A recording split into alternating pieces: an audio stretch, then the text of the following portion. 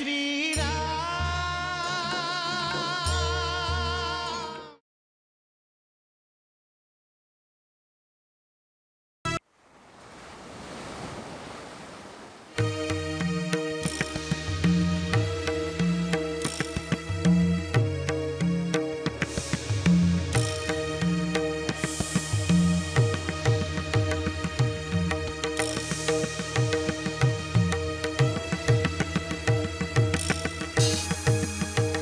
সীতা,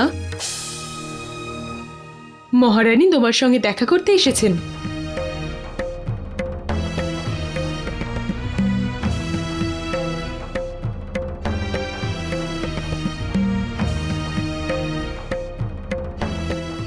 লঙ্কার মহারানীকে প্রণাম। রঘুনন্দন শ্রীরামের স্ত্রীকে আমার প্রণাম।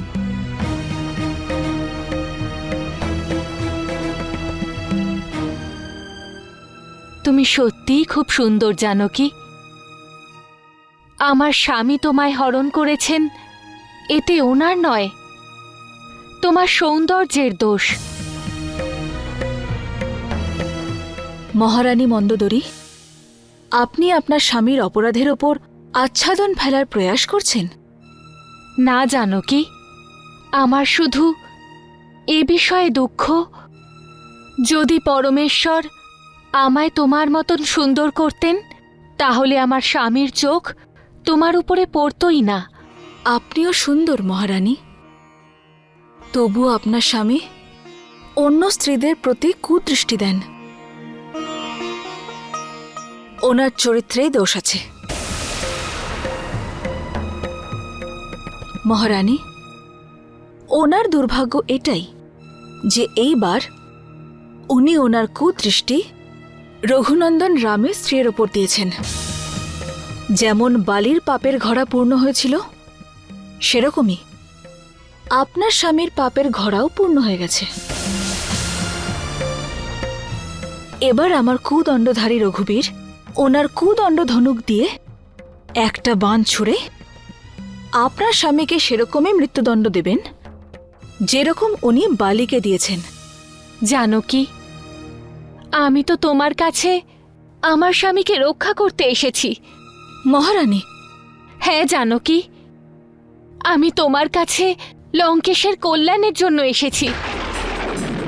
লঙ্কার মহারানী হওয়ার অধিকারে আমি তোমায় লঙ্কার বাইরে পাঠাতে চাই। আমি তোমায় সাবধানে তোমার স্বামী রঘুনন্দনের কাছে পাঠাবার ব্যবস্থা করব। আমাকে ভ্রমিত করবেন না মহারানী। জানকী, আমি সত্যি বলছি। মহারানী, সত্য কখনো অসত্যকে রক্ষা করে না, সত্য অসত্যকে বিনাশ করে। বিনাশ যাতে না হয় তাই তোমার কাছে এসেছি। বিনাশ তো অটল মহারানী, এই লঙ্কারও আর লঙ্কেশেরও। তুমি কে যে সীতাকে রামের কাছে পাঠাতে পারে? তুমি খুব ভালো করে জানো সীতাকে আমার পছন্দ, আর এই জন্যই আমি ওকে হরণ করেছি। আর লঙ্কেশের রানী হয়ে এই লঙ্কাতেই থাকবে। কিন্তু মহারানী মন্দোদরী, মহারানী কেবল তুমিই থাকবে, তুমি। আর যতদিন তুমি জীবিত থাকবে, কেউ কখনোই তোমার স্থান নিতে পারবে না। কথা শেষ হয়েছে মহারাজ, নাকি এখনো বলার কিছু বাকি আছে? আমি সীতাকে যা কিছু বলেছি তাতে আপনি আমার প্রতি এমন রাগ দেখাচ্ছেন যেন আমি মহারানী নই, এই রাজ্যের কোনো সেবিকা। আমি সীতাকে বলেছি যদি সে চায় আমি তাকে এই লঙ্কার বাইরে পাঠানোর ব্যবস্থা করতে পারি। কিন্তু ও আমার কথা না শুনে আমাকে ধন্যবাদ দেওয়ার পরিবর্তে এমনভাবে না করল যাতে আমি তার আত্মসম্মানকে কোনোভাবে আঘাত করেছি। কি সীতা না বলে দিয়েছে, অর্থাৎ অর্থাৎ সীতা লঙ্কাতেই থাকবে।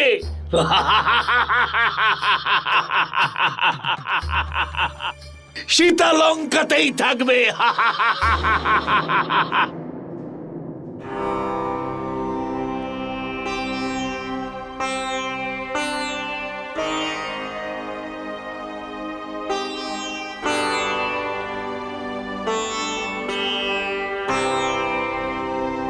প্রভু, মহারাজ সুগ্রীব শোকমুক্ত হতে পারছেন না। আপনি ওনাকে সান্ত্বনা দিন, যাতে উনি কিষ্কিন্ধার রাজ্যভার নিতে পারেন। কি মিত্র? না রঘুনন্দন, আমি আমার জ্যেষ্ঠকে হত্যা করে মহাপাপ করেছি। আমার নিজের আত্মা রাজা হওয়ার বিচারকে কোনোদিনও সমর্থন জানাবে না রঘুনন্দন। আমি এটা ঠিক করেছি যে আমি সন্ন্যাস নিয়ে বনে চলে যাব আর আমার পাপের প্রায়শ্চিত্ত করব। মিত্র, এই সময় আপনি যে অবস্থায় আছেন তা আমি ভালো মতোই বুঝতে পারছি। এই বৈরাগ্য ভাবনা প্রত্যেকেরই ঠিক সেই সময় উৎপন্ন হয় যখন তার কাছের, তার প্রিয় কারো মৃত্যু হয়ে থাকে। তখন প্রত্যেকেরই এটাই মনে হয়, জীবন যখন শেষই হয়ে যাবে তাহলে এত মোহ কিসের? কিন্তু এই অবস্থা কয়েক মুহূর্তের হয়, আর কয়েকদিনের মধ্যেই মনুষ্য আবার সেই মোহমায়াতেই জড়িয়ে যায়। সেই জন্য বুদ্ধিমানেরা এই কয়েক মুহূর্তের বৈরাগ্যকে এত গভীরভাবে নেয় না, আর সে তার কর্তব্য থেকে বিমুখ হয় না। বালি এই রাজ্যের দায়িত্ব আপনাকেই দিয়ে গেছেন, অর্থাৎ তার আজ্ঞাকে পালন করে আপনাকে এই দায়িত্ব পালন করতেই হবে। মহারাজ সুগ্রীব, আমার একটা প্রার্থনা রয়েছে। আজ্ঞা করুন রঘুনন্দন, আজ্ঞা করুন। মহারাজ বালি অঙ্গদকে আমার স্মরণে রেখে গেছেন, সেই জন্য আমি চাই আপনার রাজ্যাভিষেকের সঙ্গে সঙ্গে অঙ্গদ যেন যুবরাজের পদ লাভ করে। সেরকমই হবে রঘুনন্দন, সেরকমই হবে। প্রভু, আপনার এই পরামর্শটা ওনার পক্ষে অত্যন্ত কল্যাণজনক। একটা প্রার্থনা আছে প্রভু, আপনি কিষ্কিন্ধায় গিয়ে স্বয়ং নিজের হাতে মহারাজ সুগ্রীবের রাজ্যাভিষেক করুন। মিত্র, আমি প্রতিশ্রুতিবদ্ধ। 14 বছর পর্যন্ত আমি কোনো গ্রাম বা নগরীতে যেতে পারবো না। সেই জন্যে আমার হয়ে লক্ষণ মহারাজ সুগ্রীবকে তিলক পরাবে। হনুমান, প্রভু, রাজ তিলকের ব্যবস্থা করো। যথা আজ্ঞা প্রভু।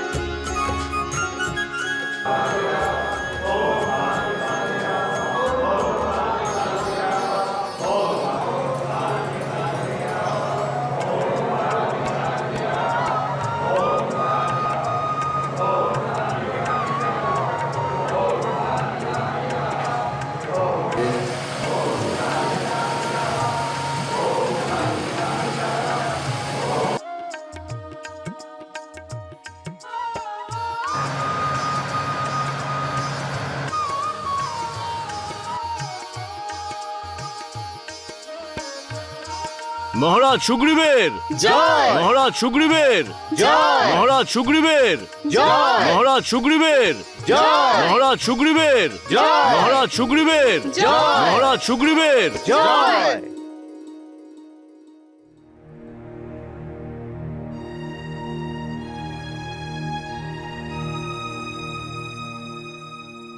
রঘুনন্দন, এই সব কিছু আপনারই দেওয়া। আমি তো আপনার আশীর্বাদ নিতে এসেছি।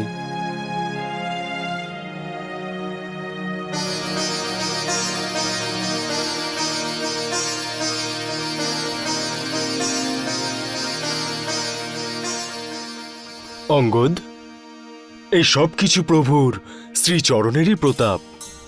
এসো, প্রভু শ্রীরামের চরণকে স্পর্শ করো।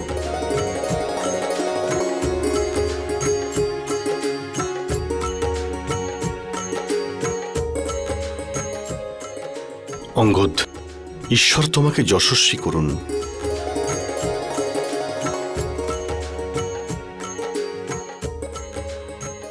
রঘুনন্দন,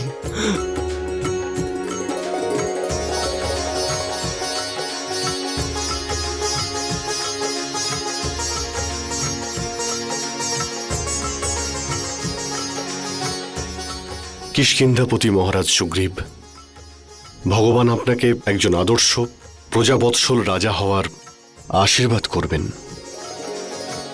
আসুন, আসন গ্রহণ করুন।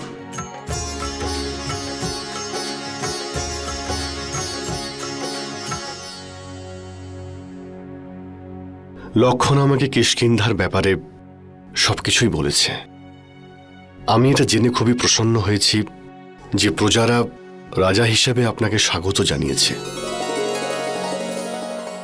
এর তাৎপর্য হল প্রজাদের প্রতি আপনার দায়িত্ব আরো বেড়ে গেল। এবার আপনি কিষ্কিন্ধার প্রতিটি ঘর সুখ আর সমৃদ্ধিতে ভরিয়ে তুলুন। মহারাজ সুগ্রীব, যদিও আপনার কাছে হনুমান, জাম্বুমান, নল আর নীলের মতো বুদ্ধিমান মন্ত্রী রয়েছে, তাও আমি বলবো আপনার বালির সমস্ত মন্ত্রী আর অন্যান্য সবাইকে আপনার মন্ত্রিমণ্ডলে গ্রহণ করে নিন। যা সাম্রাজ্যকে সমৃদ্ধশালী করতে সর্বদা যোগদান দিয়ে এসেছেন, তাদের সহযোগ আপনার জন্য অতি আবশ্যক। এতে রাজ্যে কোনো বিশৃঙ্খলাও হবে না, আর প্রজাদের কল্যাণে কোনো বাধাও হবে না। এই সময় আপনার গুরুত্বপূর্ণ কার্য হল রাজ্যের সমস্ত শক্তিগুলোর সংগঠন। তার আগেও আমার একটা কর্তব্য রয়েছে রঘুনন্দন, মাতা সীতার খোঁজ করা। কিভাবে মাতা সীতাকে খুঁজে বের করব? আপনি ঠিকই বলেছেন মহারাজ সুগ্রীব, আমাদের সর্বপ্রথম কর্তব্য এটাই। মহারাজ সুগ্রীব, আপনি আর একটুও বিলম্ব করবেন না। জ্যেষ্ঠ নিজের মনের অবস্থা বলবে না, কিন্তু ওখানে বৌদির প্রতিটা মুহূর্ত এক এক বর্ষের সমতুল্য।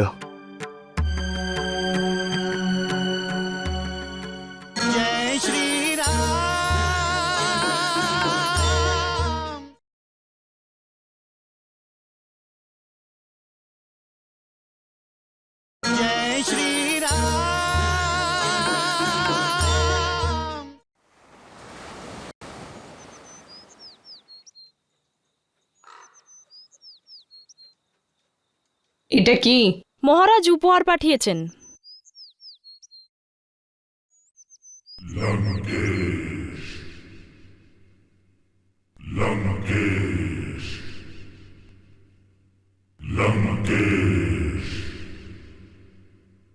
এই উপহার তো শুধু দেখাবার জন্য। আজ লঙ্কেশ নিজেই উপহার হয়ে এসেছে তোমার সামনে। মন্দোদরী আমাকে বলেছে তুমি সিদ্ধান্ত নিয়েছ এখন থেকে তুমি লঙ্কাতেই থাকবে। আমি নিজেকে কিছুতেই আটকাতে পারিনি, সঙ্গে সঙ্গে চলে এসেছি তোমাকে ধন্যবাদ জানাতে। এই সৃষ্টিতে সমস্ত বুদ্ধিমান স্ত্রী নিজের সামনে সুখের সাগর দেখে তাতে স্নান করবার ইচ্ছে কখনোই সম্বরণ করতে পারে না। একজন স্ত্রীর আর কি চাই? মান, সম্মান, প্রতিষ্ঠা, পদবী, সুন্দর সুন্দর বস্ত্র। যে বস্তুই তুমি কামনা করবে সব তোমার সামনে থাকবে। সমস্ত লঙ্কা তোমার আজ্ঞা পালন করবার জন্য তোমার সামনে হাত জোর করে দাঁড়িয়ে থাকবে। যদি লঙ্কেশ মনে করে সমস্ত দেবতারা প্রতিদিন প্রাতে তোমাকে প্রণাম করবার জন্য আসবে, অপ্সরারা তোমার চরণ বন্দনা করতে আসবে, জ্যোৎস্না তোমার রূপসজ্জা করতে আসবে, তারারা তোমার ওড়নায় থাকবার জন্য গর্ব অনুভব করবে, যখন তুমি হাঁটবে তখন তোমার কোমল চরণ চুম্বন করবার জন্য আকাশ মাটিতে নেমে আসবে। দশাননকে বিশ্বাস করো, তোমার এই সিদ্ধান্ত তোমার জীবনের সবচাইতে বড় বরদান হয়ে যাবে।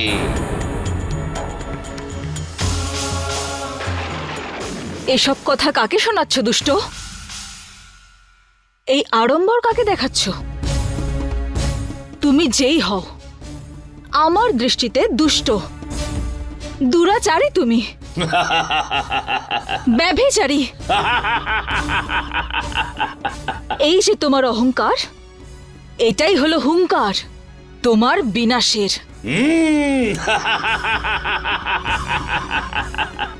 মহারানী মন্দোদরী আমাকে বলেছিলেন যদি আমি চাই তাহলে উনি আমাকে লঙ্কা থেকে বাইরে যেতে সাহায্য করতে পারেন। আমি ওনাকে বললাম না, আমি থাকবো নিজের চোখে লঙ্কেশ আর লঙ্কার বিনাশ দেখার জন্য। এবার আমি যাব তো আমার স্বামী প্রভু শ্রী রামের সঙ্গেই যাব। আমার স্বামী শীঘ্রই আসবেন, শীঘ্রই আসবেন। আজ প্রথমবার এমন মনে হচ্ছে যদি আমার ডানা থাকতো তাহলে আমি আকাশ পথে দক্ষিণ দিকে উড়ে যেতাম সীতার খোঁজে, আর সীতাকে যে কোনোভাবেই হোক খোঁজে আমি ওকে এটা বিশ্বাস করাতাম যে রাবণের কাছ থেকে ওকে মুক্ত করার জন্য আমি মহারাজ সুগ্রীবের সঙ্গে মিত্রতা করেছি, বানরের বিশাল সেনা নিয়ে আসব, আর রাবণকে তার কর্মের শাস্তি অবশ্যই দেব। এইরকমই হবে প্রভু। আমরা বানররা রাবণের লঙ্কার মূলে আঘাত করব। হনুমান, মনুষ্যের স্বভাব বড়ই বিচিত্র। সে সর্বদা ভ্রমণ করতেই থাকে, যেমন এই সময় আমরা করছি। এক মুহূর্তের জন্য আমি এটা ভুলে গিয়েছি যে রাবণের নগরীতে আক্রমণ করার জন্য আমাদের তো আগে এটা জানা উচিত যে রাবণের সেই নগরী কোথায়। আজ এটাই আমি অনুভব করছি যে মনুষ্য নিজেকে যতটাই বলশালী মনে করুক কিন্তু সে আদতে দুর্বলই হয়। আর এই সত্যিটা জানার পরে লক্ষণ, এখন আমার নিজের উপর ক্রোধ হচ্ছে, ভীষণই ক্রোধ হচ্ছে। জ্যেষ্ঠ, এবার শীঘ্রই মহারাজ সুগ্রীব বৌদিকে খুঁজে বার করার জন্য নিজের বানর সেনাকে চতুর্দিকে খোঁজ করতে পাঠাবেন।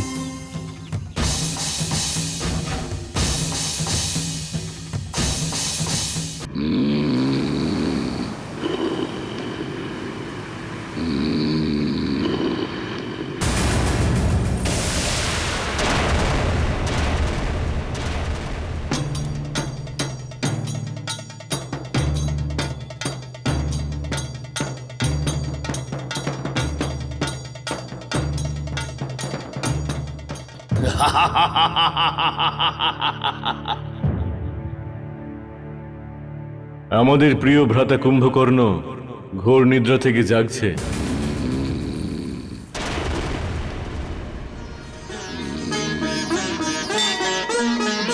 শ্রী